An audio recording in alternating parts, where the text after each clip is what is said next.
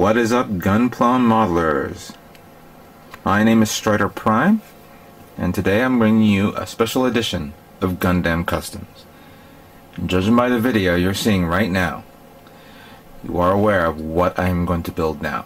Obviously, the Mobile Suit RX-0 Full Armor Unicorn Gundam Ka version from, of course, the Mobile Suit Unicorn Gundam animated series.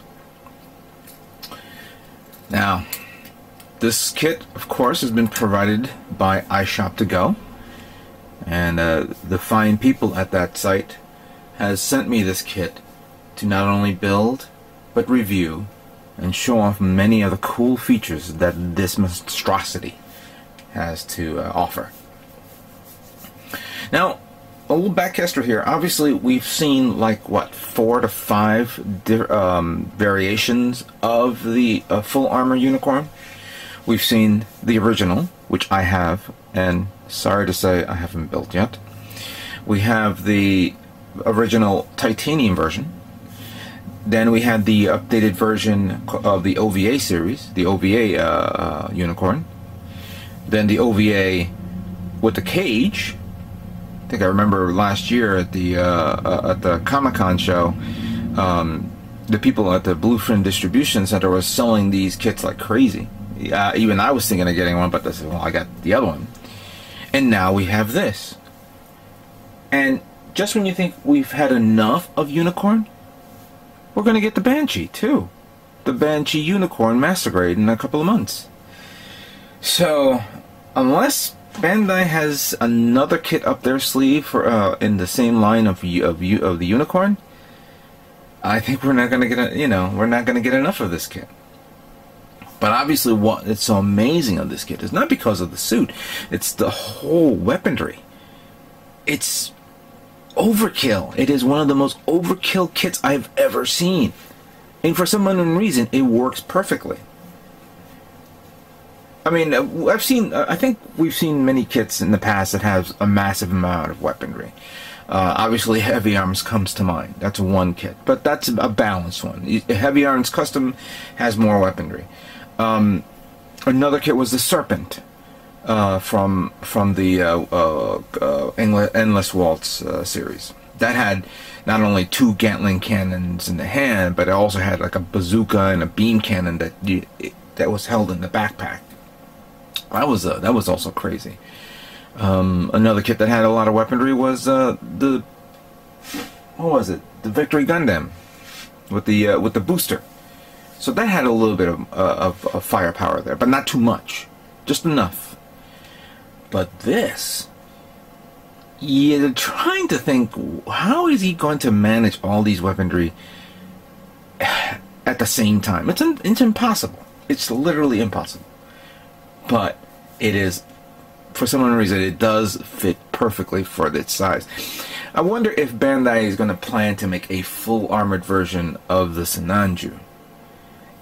Maybe somebody will take all the parts of this and put it on the Sinanju. That could be a cool thing. Maybe we'll see a high-grade version of it, and then somebody will figure it out to put it on the high-grade version of the Sinanju. Right now I'm throwing things in the air, so I'm not too very, not everything is all set in stone. Don't take my word for it. I'm some guy, building kits. But regardless of all that, I have this kit in my possession, and yes, I am going to build it. This is part 1. This is not a work in progress. I know one day I have to revisit that other kit. I surely do. With that being said, let's look at the contents of this kit and see what we have to work with.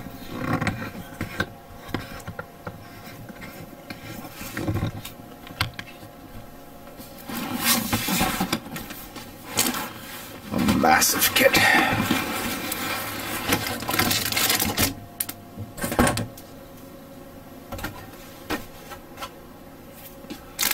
There's the manual. We'll cover that soon.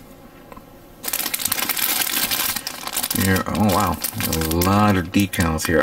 This is going to be a lot of work for me.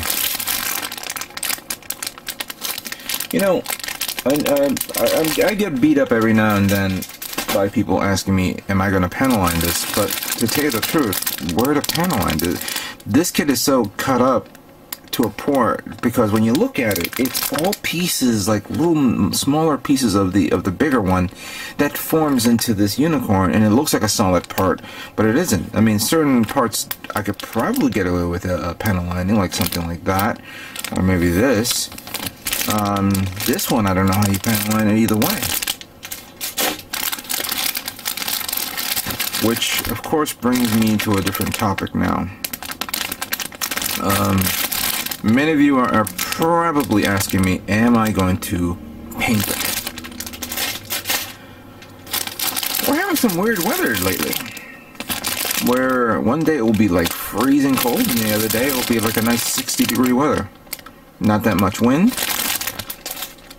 I said to myself, you know what? I'm going to paint this. Originally, I wasn't going to paint it. But yeah, I am going to paint this. The whole shebang. So this may be a lengthy process for me. Now here are the clear parts, which look clear, of course. And I think, if I'm not mistaken, a couple of months ago, or when they were showing off this kit, I thought, and correct me if I'm wrong, I thought that there was a special edition version where the green parts were not green, they were blue. Now, I could be completely wrong, of course. But it would have been an interesting idea if Bandai decided to release this kit again with blue parts, or at least sell the interior, you know, the inside with blue parts, so you can replace the current kit with the blue. Here are the weaponry. But that's an idea. Okay, there's the horn, of course. Interesting that you could they give you two different types of horns. The one that's split and the one that's already a horn. So even on a master grade kit, you would think that they would, you know, do it the other way, but I guess this is the only way they can do it.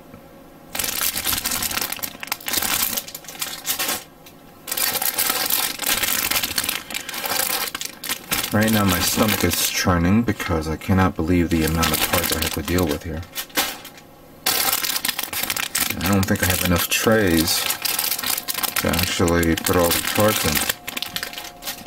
Furthermore, for painting purposes and for build time, I will probably pre-assemble a lot of things like the inner frame and then paint it while it's in inner frame.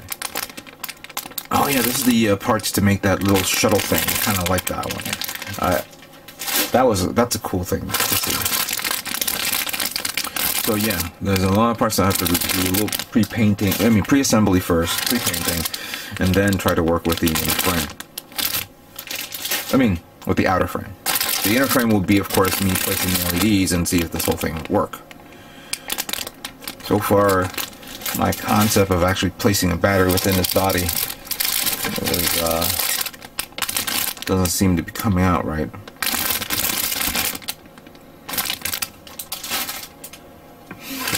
And of course, the last part here is all the drop tanks. Yeah. So you understand, I'm going to have to count this, and it's going to be off camera. And I'll put this here for now. I'm counting this 1, 2, 3, 4, 5, 6, 7, 8, 9, 10, 11, 12, 13, 14, 15, 16, 17, 18, 19, 20, 21 bags of parts, and each bag will have around 2 to 3 tree runners. So we're talking about close to 40 trees. I haven't seen this many trees since Perfect Grade Strike Freedom, for those of you who like to linger longer. Alright, so look at this manual here. Good artwork right there. Of course, this part is the coolest part, of course, to see this kit in action. I really like these blades, but why have 2 blades? Why? 1 is enough. At least you could fold it. That's a cool thing. But look at the amount of weaponry we're talking about here. You have a beam hyper javelin. You have a shield. You have 3 shields, by the way. You have hand grenades. You have grenade launchers. You have a hyper bazooka. You have a triple missile pod. You have how many beam Gatling cannons? 6 beam Gatling cannons. And not to mention the Magnum cannon. There's enough extra weaponry here to give your other Master Grade kits if you want. And so I'm hoping that maybe they start making other Master Grade kits for the Unicorn series, like the Strike Jagan or the Girazulu. The Girazulu would look great with all these weaponry. Here's the part list. Pretty much covers 3 pages. And then right here we have the body, the assembly of the main body, followed by the head, and then the arms, then the assembly of the upper body. Then it goes on to the waist unit, which from here goes to the leg, or legs, which covers nearly 2.5 pages. The backpack, and then of course the final assembly of this kit, which then moves on to the colored graphics of the kit. Yeah, this one I really can't wait to build this one. This is actually kind of nice. Of course, building this would negate putting the tanks on the kit, and I think that will probably be best, because for those of you who don't have space like me, I don't know where to put this kit. And then we have all these other parts here. Check. Oh, this is the actual part where you actually build the kit, and then here's the list of weaponry: beam magnum, hand grenades, hyper bazooka right, hyper bazooka left, the shield A, shield B, shield C is somewhere around here. Beam javelin, beam Gatling cannon A, beam Gatling cannon B. There's 2 different types. Oh wow, I didn't realize there's 2 different types of beam Gatlings. One with the yeah, we'll cover them, and the booster. Then, of course, these pages here will cover all the assembly of the weaponry and how to. Yeah, there's this other option. They call it an option. Call it what it is. And then, of course, the placement of all the stickers and decals to put on this kit. Surprisingly, no water slide. Which, I wonder why Bandai hasn't released any water slide kits in a while. Water slide decals for a long time. Well, that's it. This is what I have to work with. This is going to be a long, exhausting build. But I'm going to try to do my best, my very best on this kit. With that being said, let's begin building Unicorn Gundam full armor for Ka.